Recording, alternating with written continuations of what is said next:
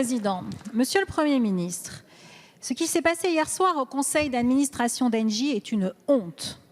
C'est une honte car pour la première fois dans l'histoire de notre pays, l'État, premier actionnaire d'une entreprise, fleuron industriel autrefois public, a été mis en minorité par le conseil d'administration d'Engie. Pensez-vous que quiconque aurait osé faire subir une telle humiliation au général de Gaulle, à Georges Pompidou ou à François Mitterrand? Avec ce conseil d'administration, c'est l'État qui a été humilié, et donc nous toutes et tous. Or, Monsieur le Premier ministre, aujourd'hui, c'est vous qui portez la responsabilité, avec le Président de la République, de faire en sorte que l'État soit respecté. Faire respecter l'État, c'est donner une ligne claire sur la stratégie d'un groupe industriel dont il est le premier actionnaire. Vous avez dit soutenir l'opération Veolia, votre ministre de l'économie et des finances a dit le contraire. Faire respecter l'État, c'est protéger l'argent des Français et mettre des contreparties au soutien qu'il donne. Aujourd'hui, Monsieur le Premier ministre, vous êtes moins disant que le gouvernement libéral des Pays-Bas qui demande que des contreparties soient proposées lorsqu'il donne son soutien. Faire respecter l'État, c'est empêcher les démantèlements à l'œuvre, opérés par certains grands groupes internationaux, comme par exemple ce que nous craignons aujourd'hui avec Honeywell à l'usine de Laguépi.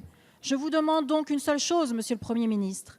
Faites respecter l'État par cette frange du capitalisme qui ne vous respecte plus. Merci Madame la Présidente. Monsieur le Premier ministre, vous avez la parole. Monsieur le Président, Mesdames et Messieurs les députés, Madame la Présidente Valérie Rabault, dans cette affaire, comme dans les autres, l'État a veillé au respect de ses intérêts et de ceux des contribuables.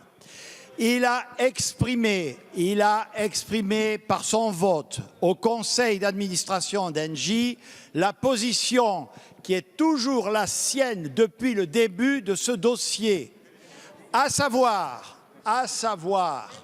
il s'agit d'une opération d'entreprise pour laquelle nous demandons et nous continuerons à y veiller. Premièrement, Mesdames et Messieurs les députés, la sauvegarde de l'emploi.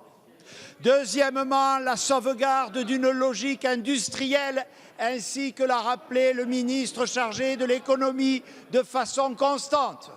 Troisièmement, le respect des règles de concurrence pour le marché de l'eau et de l'assainissement dans les collectivités territoriales.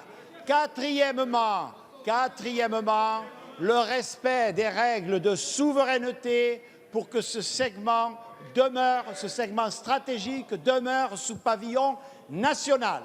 Je rappelle à l'Assemblée nationale qu'à ce jour, la seule offre qui se soit présentée est celle, et vous le savez, de Veolia. C'est précisément parce que nous avons, par la voix du ministre Bruno Le Maire, demandé à ce que, sur ces 4 principes, les discussions soient approfondies, que nous n'avons pas voté favorablement hier soir au Conseil d'administration à la solution actuellement en cours.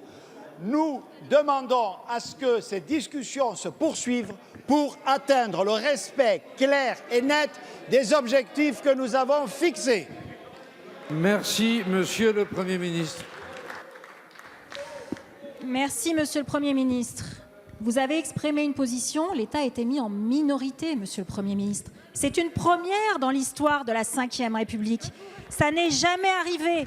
Se faire respecter passe par des actes. Vous auriez pu, Monsieur le Premier ministre, dire « entrez au capital de Suez » si vous aviez voulu. Là, vous auriez créé un rapport de force. Merci, Madame la Présidente. Vous avez refusé ce rapport de force. La parole